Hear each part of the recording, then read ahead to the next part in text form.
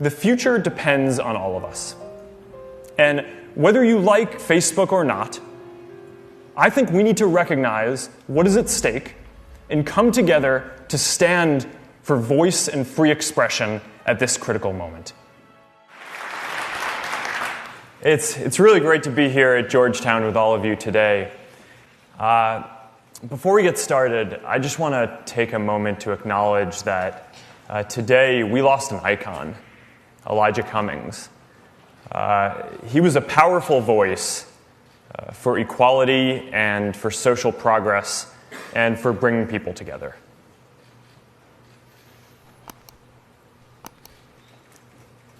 Back when I was in college, our country had just gone to war in Iraq. And the mood on our campus was disbelief. A lot of people felt like we were acting without hearing a lot of important perspectives. And the toll on soldiers and their families and our national psyche was severe, yet most of us felt like we were powerless to do anything about it. And I remember feeling that if more people had a voice to share their experiences, then maybe it could have gone differently. And those early years shaped my belief that giving more people a voice gives power to the powerless and pushes society to get better over time. Now, back then, I was just building an early version of Facebook for my community, but I got a chance to see my values and beliefs play out at a smaller scale. When students got to express who they were and what mattered to them, they started more student groups, they organized more businesses, and they even challenged some established ways of doing things around campus. And it taught me the lesson that while a lot of the world often focuses on the big events and institutions, the bigger story is that most progress in our lives actually comes from individuals having more of a voice. So since then, I've focused on building services that do two things: give people a voice and bring people together. And these two simple ideas of voice and inclusion go hand in hand. And we've seen this throughout history, even if it doesn't always seem that way today. More people being able to share their experiences and perspectives has always been necessary to build a more inclusive society. And it is our commitment to each other that we hold each other's right to express ourselves and be heard above our own desire to always get our way in every debate. That's how we make progress together. But this view is increasingly being challenged. Now, some people believe that giving more people a voice is driving division rather than bringing people together. More people across the spectrum believe that achieving the political outcomes that they think matter is more important than every person having a voice and being heard. And I think that that's dangerous. So today, I want to talk about why and some of the important choices around free expression that I think that we face going forward. Throughout history, we've seen how being able to use your voice, how people being able to use their voice helps people come together. We've seen this in the civil rights movement. Frederick Douglass once called free expression the great moral renovator of our society. He said, "Slavery cannot tolerate free speech." Civil rights leaders argued time and again that their protests were a protected form of expression, and one noted that nearly all of the cases involving the civil rights movement were decided on First Amendment grounds. We've seen this globally too, where the ability to speak freely has been central to the fight for democracy worldwide. The most repressive societies have always restricted speech the most, and when people are finally able to speak, they often use their voice to call for change. In this year alone, people have used their voices to end multiple long-running dictatorships in Northern Africa, and we're already starting to hear from peoples whose voices had been excluded just because they were women or because they believed in democracy. Now, our idea of free expression has become much broader over even the last 100 years. Many Americans know about the Enlightenment history and how we enshrined the First Amendment into our Constitution. but fewer know just how dramatically our cultural norms and legal protections have expanded, even in recent history. The first Supreme Court case to seriously consider free speech in the First Amendment was in 1919, Schenck versus the United States. And back then, the First Amendment only applied to the federal government, so states could, and often did, restrict your right to speak. Our ability to call out things that we felt were wrong also used to be a lot more restricted. Libel laws used to impose damages if you said something negative about someone, even if it was true. The standard then shifted, so that way it was okay as long as you could prove that your critique was true. And we didn't get the broad free speech protections that we have now until the 1960s, when the Supreme Court ruled in opinions like New York Times versus Sullivan that you can criticize public figures as long as you're not doing so with actual malice, even if what you're saying is false. So we now have significantly broader power to call out things that we feel are unjust and share our own personal experiences.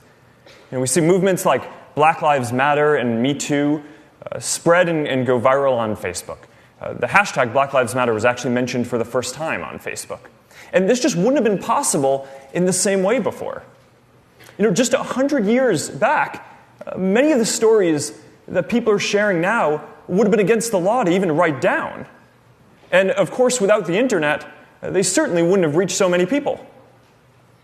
So with Facebook today, more than 2 billion people now have a greater opportunity to express themselves and to help others. Now, while it's easy to focus on the big social movements, I think it's important to remember that most progress happens in our individual lives. It's the Air Force moms who start a Facebook group so that their children and other service members who can't come home for the holidays have a place to go. It's the church group that comes together after the hurricane to provide food and to volunteer to help rebuild. It's the small business on the corner that now has access to the same sophisticated tools that only the big guys used to have access to. So now they can get their voice out too, reach customers, create more jobs in their town, and become a social hub in their community. Progress and social cohesion come from billions of stories like this happening all around the world. People having the power to express themselves at scale is a new kind of force in the world. It is a fifth estate alongside the other power structures in our society. And people no longer have to rely on traditional gatekeepers in politics or media to make their voices heard, and that has important consequences. And I understand the concerns that people have about how tech platforms have centralized power. But I actually believe that the much bigger story is how much these platforms have decentralized power by putting it directly into people's hands. It's part of this amazing expansion of voice that we've experienced through law and culture and now technology as well. So giving people a voice and broader inclusion go hand in hand. And the trend has certainly been towards us getting much greater voice over time. But there's also an important counter-trend, which is that in times of social tension, our impulse is often to pull back on free expression. Because we want the progress that comes from free expression, but we don't want the tension. We saw this when Martin Luther King Jr. wrote his famous letter from a Birmingham jail where he was unconstitutionally jailed for protesting peacefully. We saw this in the effort to shut down campus protests during the Vietnam War. We saw this way back when America was deeply polarized about its role in World War I, and the Supreme Court ruled at the time that the socialist leader Eugene Debs could be imprisoned for making an anti-war speech. In the end, all of these decisions were wrong. Pulling back on free expression wasn't the answer, and in fact, it often ends up hurting the minority views that we seek to protect. Now, from where we are today, it seems obvious that, of course, protests for civil rights or making a speech against a war should be allowed, yet this desire to suppress this expression was felt deeply by a lot of society at the time. And today, we are in another moment of social tension. We face real issues that are going to take a long time to work through. Massive economic transitions from globalization and technology. Fallout that remains from the 2008 financial crisis. Very polarized reactions to social issues and greater migration, not just here, but across the EU and around the world. And many of our issues flow downstream from these changes. And in the face of these tensions, once again, a popular impulse is to pull back on free expression. We're at another crossroads. We can either continue to stand for free expression, understanding its messiness, but believing that the long journey towards greater progress requires confronting ideas that challenge us. Or we can decide that the cost is simply too great. And I'm here today because I believe that we must continue to stand for free expression. Now, at the same time, I know that free expression has never been absolute. Right? There are some people who argue that internet platforms should allow all expression that is protected under the First Amendment, even though the First Amendment explicitly doesn't apply to companies. Now, I'm proud that our values at Facebook are inspired by the American tradition, which is more supportive of free expression than anywhere else in the world. But even American tradition recognizes that some speech infringes on other people's rights. Rules about what you can and can't say often have unintended consequences. When speech restrictions were implemented in the UK in the last century, Parliament noted that they were often applied more heavily to citizens from poorer backgrounds because the way they expressed things didn't match the elite Oxbridge style. And I believe that in everything we do, we need to make sure that we are empowering people and not simply reinforcing existing institutions and power structures. So that brings us back to the crossroads that we find ourselves at today. Are we going to continue fighting to give more people a voice to be heard? Or are we going to pull back from free expression? Now, I see three major threats ahead. The first is legal. And we're increasingly seeing laws and regulations around the world that undermine free expression and people's human rights. And these local laws are each individually troubling, especially when they shut down speech in places where there isn't democracy or freedom of the press. But it's even worse when countries try to impose their speech restrictions on the rest of the world. So this raises the larger question about the future of our global internet. China is building its own internet focused on very different values. And it's now exporting their vision of the internet to other countries. Now, until recently, the internet in almost every country outside of China has been defined by American platforms with strong free expression values. But there's no guarantee that these values will win out. A decade ago, almost all of the major internet platforms were American. Today, 6 of the top 10 are Chinese. And we're beginning to see this in social media too. While our services like WhatsApp are used by protesters and activists everywhere due to strong encryption and privacy protections, on TikTok, the Chinese app growing quickly around the world, mentions of these same protests are censored, even here in the US. Is that the internet that we want? So this is one of the reasons why we don't operate Facebook, Instagram, or our other services in China. I wanted our services in China because I believe in connecting the whole world, and I thought, maybe we could help create a more open society. And this is something that I worked hard on for a long time. But we could never come to agreement on what it would take for us to operate there, and they never let us in. And now, we have more freedom to speak out and stand up for the values that we believe in and fight for free expression around the world. So this question of which nation's values are going to determine what speech is allowed for decades to come really puts into perspective our debates about the content issues of the day. Because while we may disagree on exactly where to draw the line on specific issues, we at least can disagree. That's what free expression is. And the fact that we can even have this conversation means that we're at least debating from some common values. If another nation's platforms set the rules, our discourse can be defined by a completely different set of values. So to push back on this, as our policymakers work to define internet policy and regulation, to address public safety and the important social issues, I think that we should also be proactive and write policy that helps the values of voice and expression triumph around the world. The second challenge to expression is from the platforms themselves, including us. Because the reality is that we make a lot of decisions that affect people's ability to speak. Now, I'm committed to the values that we're discussing today, but we won't always get it right.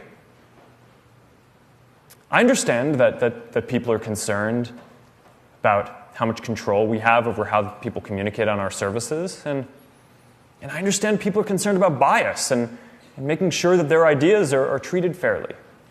And frankly, I don't think that we should be making so many important decisions about speech on our own either.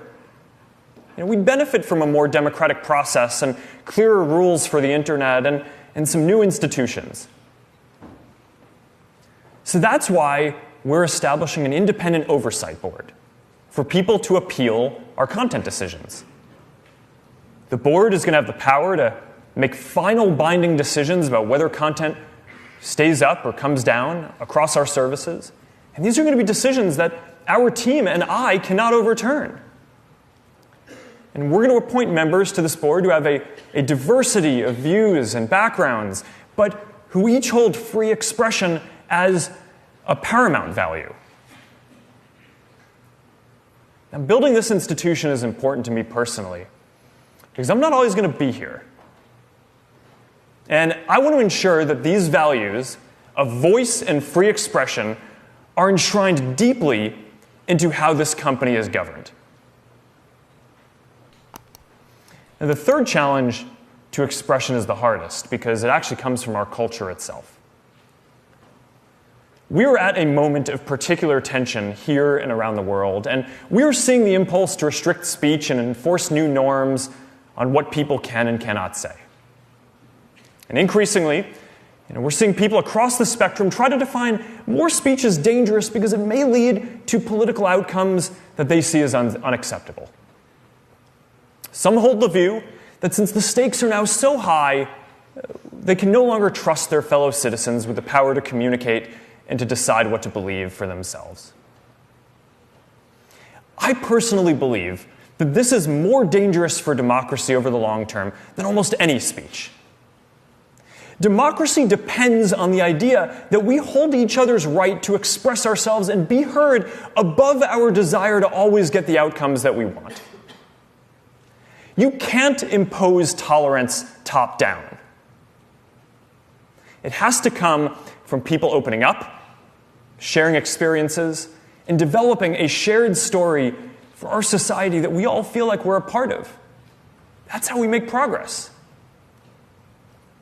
So how do we turn the tide? Well, someone once told me that our founding fathers thought that free expression was like air. You don't miss it until it's gone. When people don't feel like they can express themselves, they lose faith in democracy and are more likely to support populist parties that prioritize specific policy outcomes over the health of our democratic and civic norms. I'm a little more optimistic. I don't think we need to lose our freedom of expression to realize how important it is. I think that people get it and understand and appreciate the voice that they have now. And at some fundamental level, I think that most people believe in their fellow people too. And as long as our governments respect people's right to express themselves, as long as our platforms live up to their responsibilities to support expression and prevent harm, and as long as we all commit to being open and making space for more perspectives, I think we're going to make progress. It's going to take time, but I think that we're going to work through this moment. We overcame deep polarization after World War I and intense political violence in the 1960s. Progress isn't linear. Sometimes we have to take 2 steps forward and 1 step back. But if we can't agree to let each other talk about the issues, then we can't even take the first step.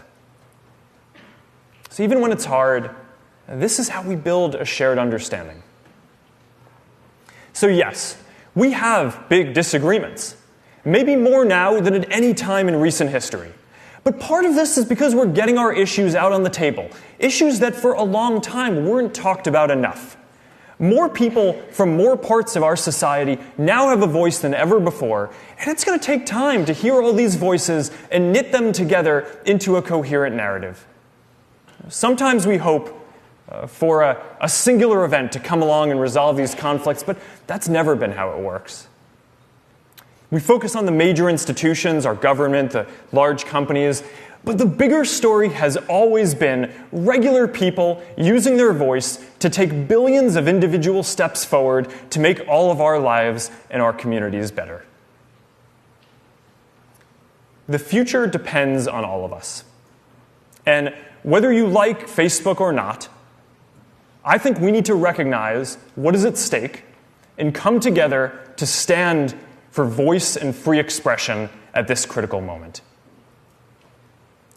I believe in giving people a voice because at the end of the day, I believe in people. And as long as enough of us keep fighting for this, I believe that more people's voices will eventually help us work through these issues together and write a new chapter in our history where from all of our individual voices and perspectives, we can bring the world closer together. Thank you.